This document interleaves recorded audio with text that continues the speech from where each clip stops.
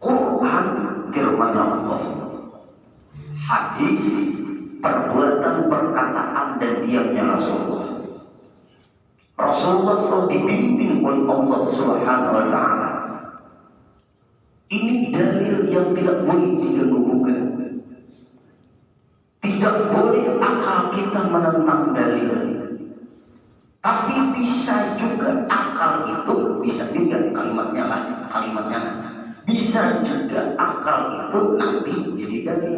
Ketika dalil nakli Quran dan hadis tidak jelas, dalilnya enggak jelas. Contoh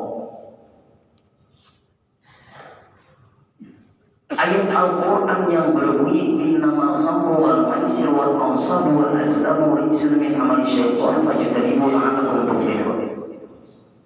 Hanya saja khamar wal maisir, judi online masuk, wal ansabu mengudi-ngudi nasib, rijsun kecil min amali syaitan, perbuatan yang campur baur, di situ bisikan hantu, bisikan syaitan. Fajtanibu, jauhi. Kalimatnya fajtanibu, jauhi. Kalimat jauhi itulah yang dipahami para ulama. Allah memerintahkan fajtanibu, jauhi. La'allakum tuflihun, semoga kamu menjadi orang yang beruntung. Bagi khamar jauhi, judi jauhi, mengudi-ngudi nasib kita ke depannya tuh ini itu pingsui prembon hitungan aneh-aneh itu. Nah, jauhi. Merusak Islam, merusak iman. Khamar merusak akal. Di mana anak ingat Tuhan Allah, pun akal sudah rusak. Judi itu menangnya ketagihan, kalahnya penasaran. Mengudi-ngudi nasib itu menghancurkan keyakinan kita dengan Allah. Allah memerintahkan fajtanibu, jauhi. Sekarang terjadi kecemburuan. Akal munculkan. Pian tahambur dari mulai surat Fatihah sampai Anas kada ketemu dari kecemburuan. Akal bermain. Setelah tidak jelas, bukan Quran atau tidak jelas, dari yang nyata anak kecemburuan nggak ada zaman Nabi. Kalau akal orang-orang mujtahid, orang-orang ahli, akal orang-orang ahli, akal orang-orang yang takutan lawan Allah, bukan akal ma'akali. Oh, kecemburuan merusak. Ada halusinasi, bila terambang, bubur mati, atau sorangan masukkan kepada kalimat khamar, karena dia merusak akal. Khamar pun merusak akal, maka akal memunculkan namanya kias. Maka masuklah ke cubung dikategorikan khamar. Jangan terpengaruh dengan nama, akibatnya sama. Apalah artinya sebuah nama? Akal orang yang takut oleh Allah, itu namanya kias. Nah, itu akal. Orang yang tunduk dengan dalil. Kalau akal memahami dalil, bukan akal jadi dalil, tapi bisa terjadi akal itu muncul untuk mengupas, menganalisa, meneliti dalil. Catat baik-baik, akal itu alat memahami dalil, bukan akal menabrak dalil.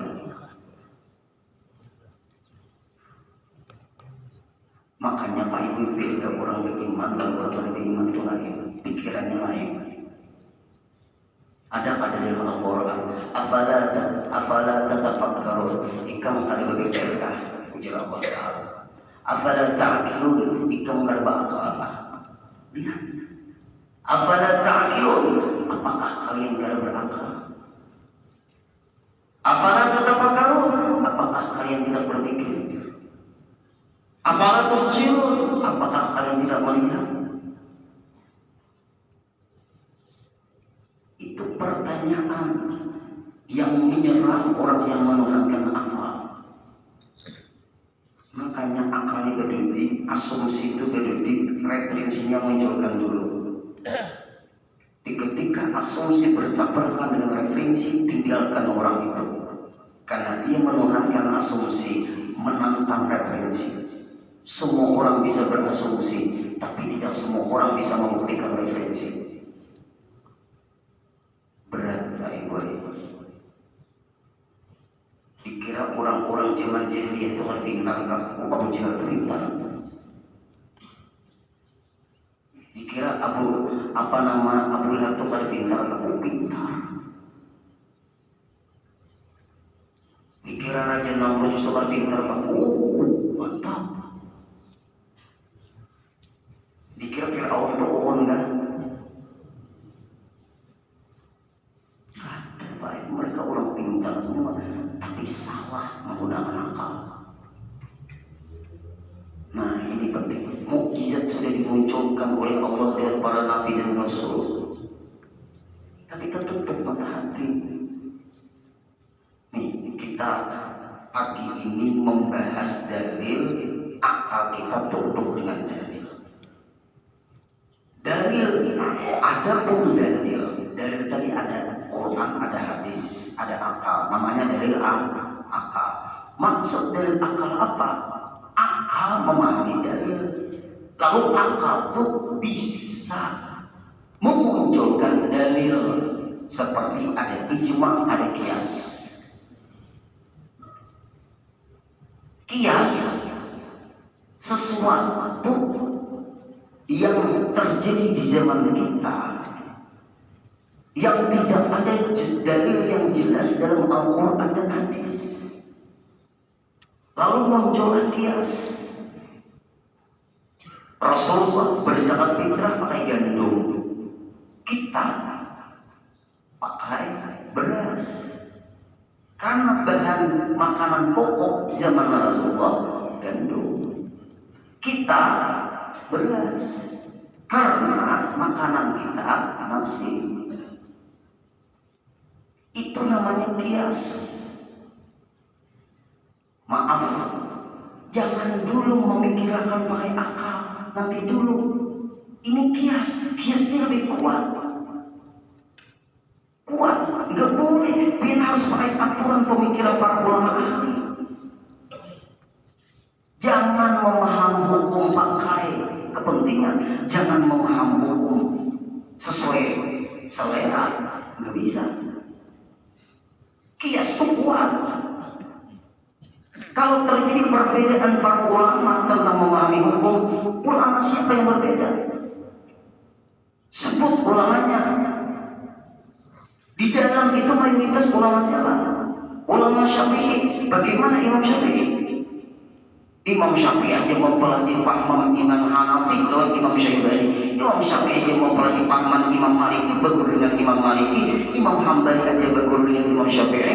Imam Bukhari aja belajar dengan mazhab Hambali tapi bermadzhab Syafi'i. Imam Bukhari ahli hadis. Kenapa? Karena kita boleh kadet tapi mau mempelajari manaqib orang-orang dari. Berat betul ya. Makanya kita ini dikupas bujur-bujur.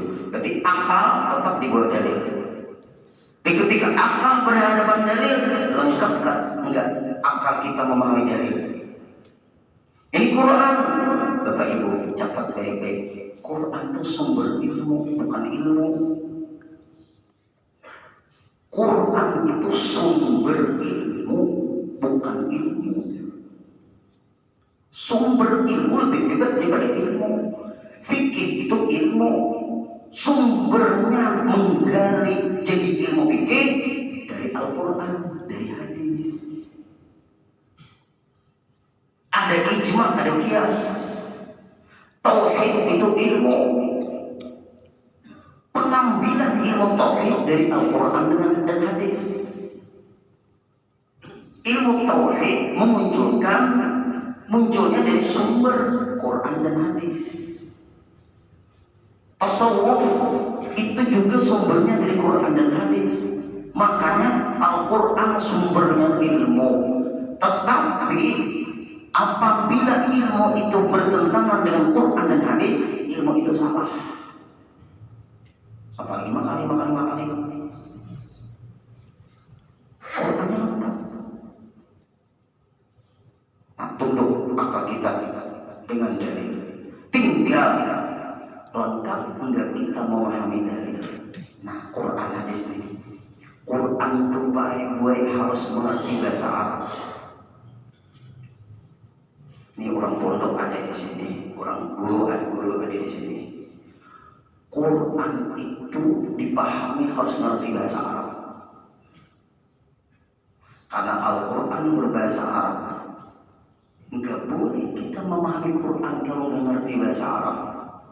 Bahasa Arab itu bukan hanya I can speak Arabic, enggak. Asal bisa berkata-kata bahasa Arab, enggak. Orang Arab pun banyak yang paham Quran. Walinya guru memandangkan orang Arab pun banyak yang paham Al-Quran. Karena Al-Quran berbahasa Arab, bukan karangan orang Arab. Quran itu miliknya Allah. Quran berbahasa Arab, bukan miliknya orang Arab. Quran miliknya Allah, berbahasa Arab. Orang Arab banyak juga kepaham Al-Quran. Walaupun Quran berbahasa Arab, kenapa guru mengatakan bahwa orang Arab banyak tidak paham Al-Quran? Karena Al-Quran bukan milik orang Arab. Dia harus belajar lagi. Orang Indonesia pun banyak ada paham bahasa Indonesia. Menulis sekolah. Tanyai orang Indonesia, ngerti nggak mau metafora? Ngerti nggak dinotatif? Ngerti nggak konotatif? Ngerti nggak gurindam? Ngerti nggak ini aktif, ini pasif? Ngerti nggak orang Indonesia? EID, ejaan yang disempurnakan. Ngerti nggak? Menulis betul di betul.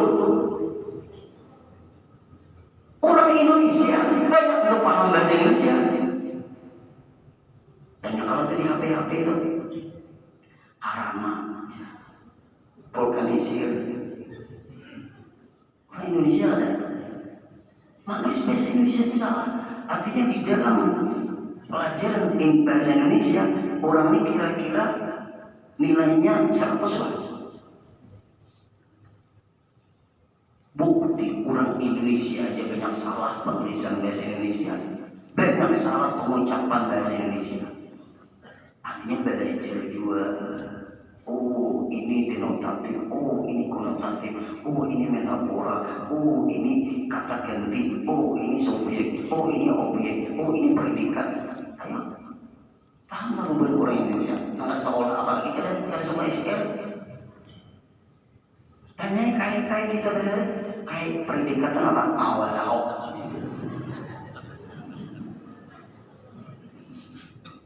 Itu pembuktian Pak Ibu. Orang Indonesia yang nggak ngerti banyak subjek, orang Indonesia banyak nggak ngerti objek. Apa itu objek? Apa itu subjek? Apa itu predikat? Apa itu kata ganti? Apabila berawal di apa? Nasi dimakan aku memakan nasi.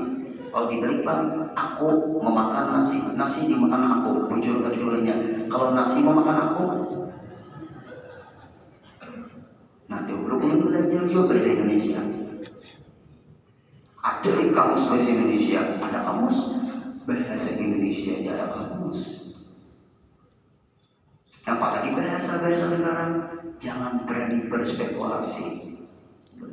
Kayak kampung, cakuman pakai bahasa itu. Kenapa jangan guru dan spekulasi itu? Nah, salah siapa? Salah penceramah. Kenapa memakai kata-kata itu? Yang sulit dipaham oleh orang-orang kampung. Lihat bahasa Indonesia, apalagi bahasa Arab. Satu, bahasa Arab itu pakai gue. Itu Quran lah. Tahu harus sejarah. Memahami Quran harus tahu sejarah. Tadi kan harus ngerti bahasa Arab. Karena Quran berbahasa Arab. Karena Quran bukan milik orang Arab.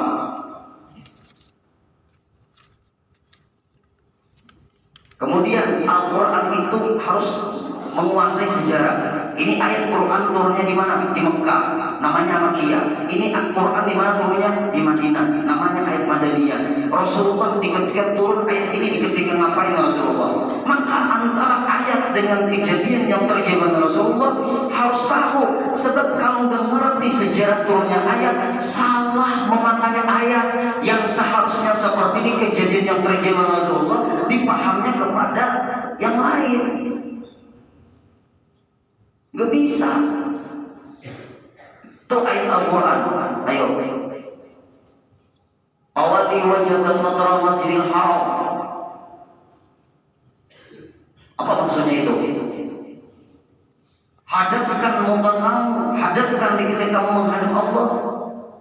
Masjidil haram. Apa maksudnya? Ka'bah.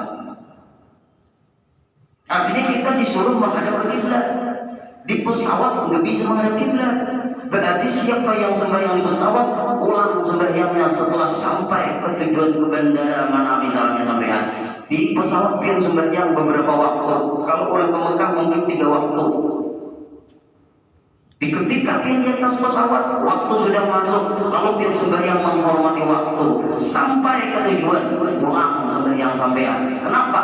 Ada syarat yang belum sempurna, yaitu tidak menghadap kiblat. Maka setelah pian sampai, ulangi sembahyang pian itu. Kalau masih ada waktu, bukan diqadha. Kalau sudah di luar waktu sembahyang, diqadha. Kenapa? Karena di pesawat tidak bisa menghadap kiblat. Wanita yang menyuruh pilot pesawat, ada pakan ke kiblat kami anak sembahyang. Anak kemana pesawat? Itu ayatnya. Tapi bagi orang-orang yang tidak takut lawan Allah, nah ini contoh. Tidak takut dengan Allah Ta'ala, itu ayat dipahamnya ke partai politik. Bahwa di wajah satral masjidil haram, arahkan tujuanmu menghadap Masjidil Haram. Di Masjidil Haram ada Ka'bah, ada Ka'bah. Arahkan kepada partai politik. Penghinaan itu bukan menghina partai. Ayat itu arahnya kemana? Nah, bagi orang yang kadang menguasai sejarah turunnya ayat, maka juru kampanye berdiri Quran juga. Dia akan diancam oleh Rasulullah. Man basal Quran bira'i faladahu ma'dahu minan nar. Siapa yang memaham Al-Quran pakai akalnya, maka dia sudah booking neraka. Catat kata-kata ulun kadang meremehkan partai, ulun mang kadang hendak ayat itu diarahkan ke partai. Jelas sekali. Guru Udin pakai baju ini ya nih. Kemana? Kalau pakai baju warna terserah ulun ya kan? Kalau pakai baju ini padahal partai pilih dia, anu pakai baju kuning.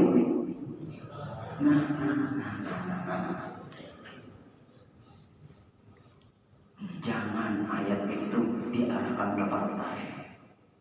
Silakan kita berpartai, silakan, tapi jangan ayat digunakan untuk kampanye. Jangan terlalu menghina kepada ayat. Ayat itu mulia. Maka jurukam ini berdiri lihat.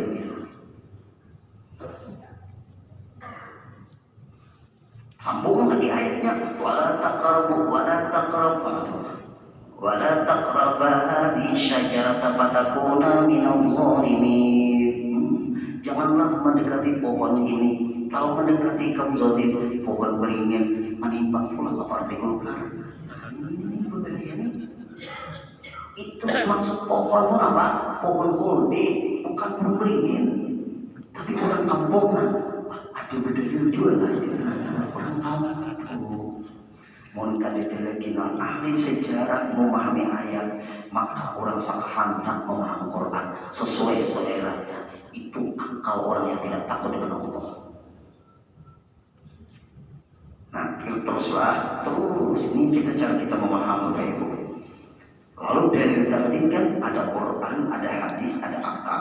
Nah, catat baik-baik. Akal inilah akan memunculkan bias dan ijma. Setelah Quran dan hadis, Rasulullah wafat, enggak ada lagi Jibril membawa ayat. Enggak ada lagi Jibril membawa ayat. Tidak ada lagi yang jadi hadis. Ayat yang diturunkan kepada Rasulullah dipraktekkan oleh Rasulullah, namanya hadisul af'al. Rasulullah memperbuat sesuai dengan ayat yang turun. Bagi perbuatan Rasulullah menjelaskan ayat. Quran dijelaskan oleh hadis. Jangan semata-mata hanya kepada Al-Quran, hadisnya pun menjelaskan ayat. Bagi Rasulullah menjelaskan lewat perbuatan Rasulullah. Perbuatan itu namanya hadisnya Rasulullah. Hadisul af'al, perbuatan Rasulullah itu yang berhubungan dengan hadis yang berhubungan dengan perbuatan Rasulullah. Rasulullah menjelaskan itu ayat, namanya hadisul aqwa, hadis yang menjelaskan dari perkataannya Rasulullah, tapi tetap menjelaskan Quran. Tidak ada hadis bertentangan dengan Quran, tidak ada Quran bertentangan dengan hadis. Setelah wafat Rasulullah, timbul masa para sahabat. Jibril nggak bawa ayat lagi. Sahabat orang yang berguru dengan Rasulullah. Kejadian yang terjadi di zaman Rasulullah kemudian terjadi di zaman sahabat. Sahabat langsung, karena mereka semasa dengan Rasulullah. Tapi para sahabat pun mengerjakan yang tidak dikerjakan Rasulullah. Sahabat pun juga bisa tidak mengerjakan yang dikerjakan Rasulullah. Para sahabat mengerjakan yang tidak dikerjakan Rasulullah.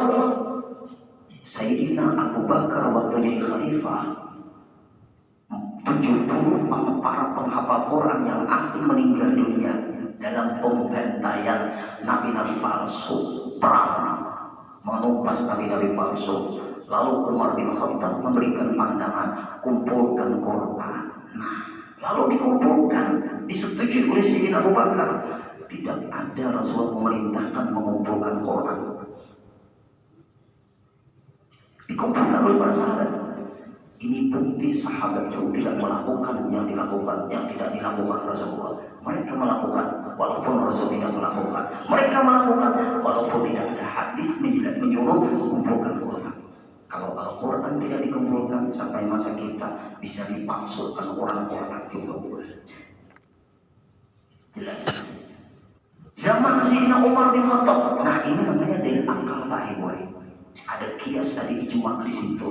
Para sahabat orang mulia semua. Zaman Sayyidina Umar merintis sembahyang tarawih berjamaah. Zaman Rasulullah tidak ada tarawih berjamaah. Zaman Sayyidina Abu Bakar enggak ada tarawih berjamaah. Zaman Sayyidina Umar tarawih berjamaah. Dipanggil Abdullah bin Mas'ud untuk jadi imam. Adakah hadis Rasulullah menyuruh sembahyang tarawih berjamaah? Adakah perbuatan Rasulullah sembahyang tarawih berjamaah? Tidak ada. Umar bin Khattab melakukan yang tidak dilakukan oleh Rasulullah.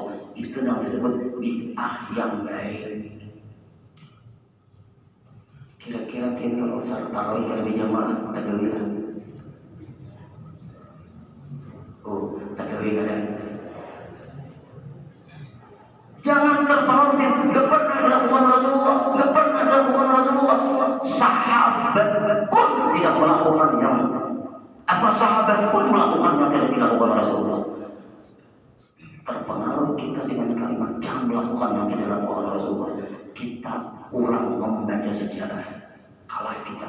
Makanya Quran, Bapak Ibu dan hadis perlu kita baca sejarah turunnya ayat ini di mana. Hadis begini bunyinya seperti ini di ketika Rasulullah lain.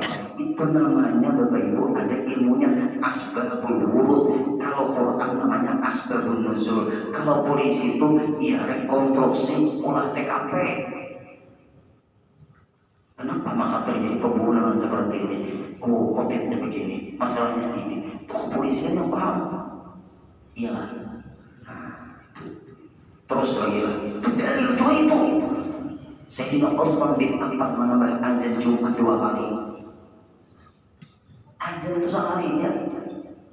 Tidak ada perintah dari Rasulullah. Sayyidina Utsman bin Affan menambah azan Jumat 2 kali. Sayyidina Ali merintis cara memahami Quran lewat ilmu, karena Sayyidina Ali ini muncul dipuji oleh Rasul dari keilmuan menonjol, karena waktu anak sudah dekat dengan Rasulullah. Awal masuk Islam tak anak Sayyidina Ali, kemudian jadi menantu Rasulullah lagi, kurang apanya keilmuan Sayyidina Ali. Masuk sampai ke ulama-ulama kita, ulama-ulama kita. Habib Zain Al-Habsyi datang ke Martapura, muridnya Habib Ali pengarang Maulid Al-Habsyi, menjadi pangguruannya guru sekumpul, bermakam di seberang rumah makan Kairo Martapura.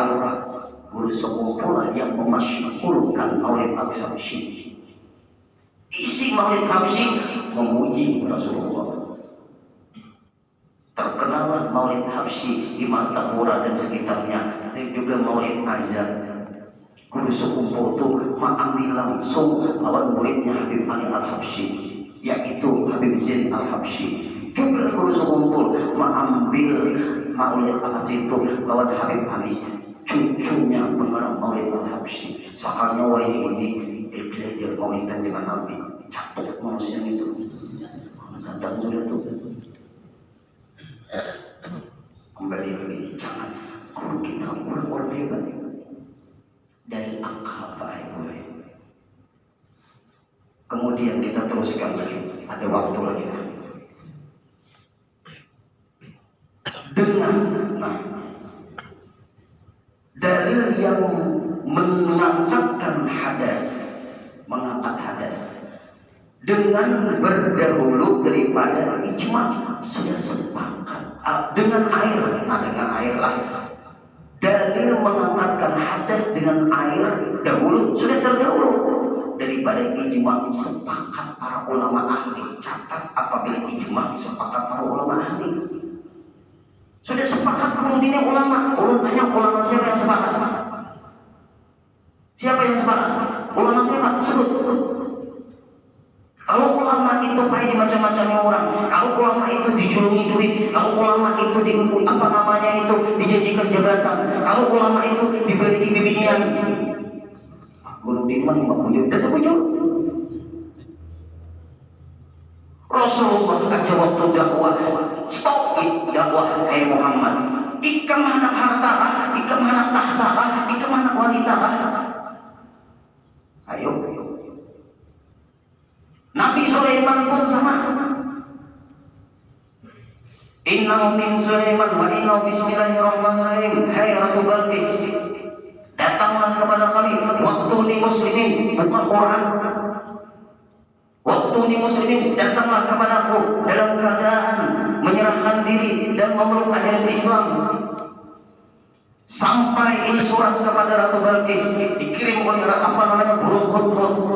Ratu Balqis, hai semua utusanku, kalau dia benar Nabi dan Rasul, kita punya kerajaan yang hebat, kita kekayaan punya, serahkan emas, berlian, bintang, permata, kekayaan kita, upeti, serahkan kepada Nabi Sulaiman. Apabila dia tidak menerima kekayaan kita, benar dia Nabi dan Rasul.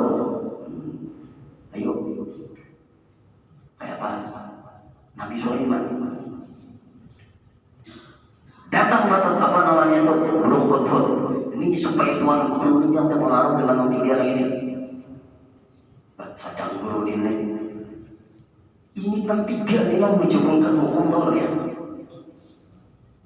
Tuh Nabi Sulaiman. Gimana hudhud? Siap. Sirai Sipadungga. Gimana?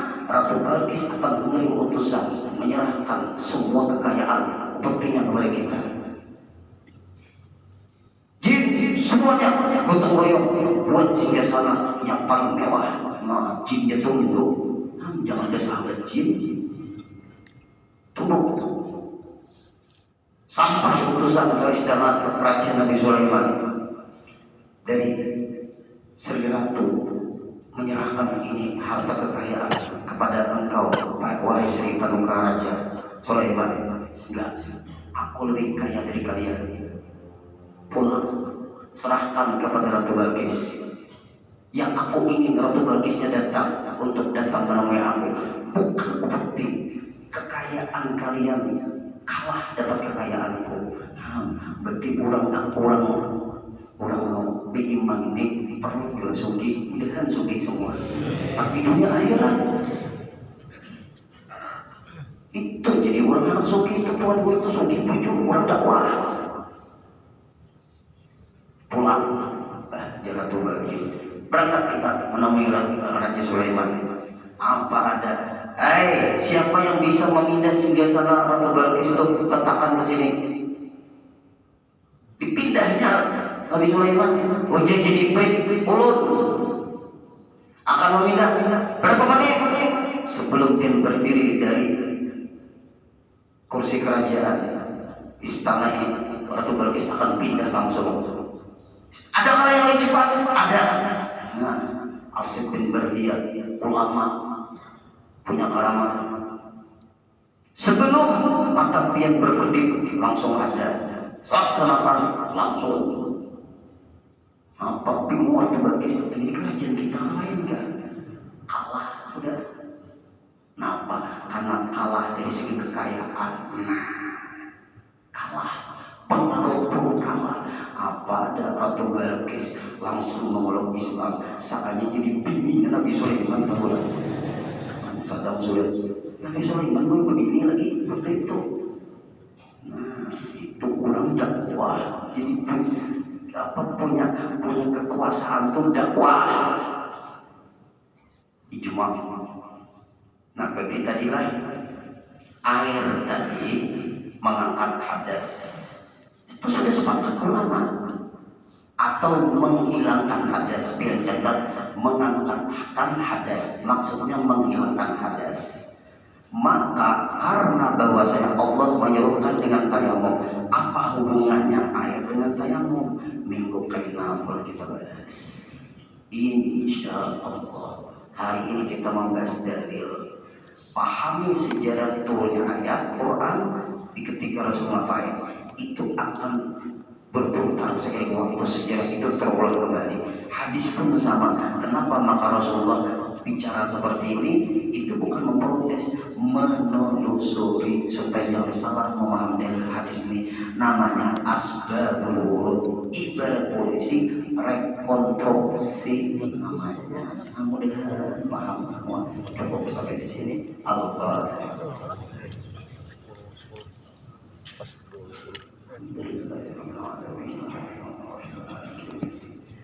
إياك نعبد وإياك نستعين اهدنا الصراط المستقيم صراط الذين أنعمت عليهم غير المغضوب عليهم آمين واغفر لنا يا كريم واغفر لنا يا رحيم واغفر لنا يا أرحم الراحمين اللهم ارزقنا وللجميع الحاضرين والحاضرات صحة في تقوى وطول عمر بحسن عمل وصلى الله على سيدنا محمد وعلى آله وصحبه وسلم والحمد لله رب العالمين. تقبل الله منكم.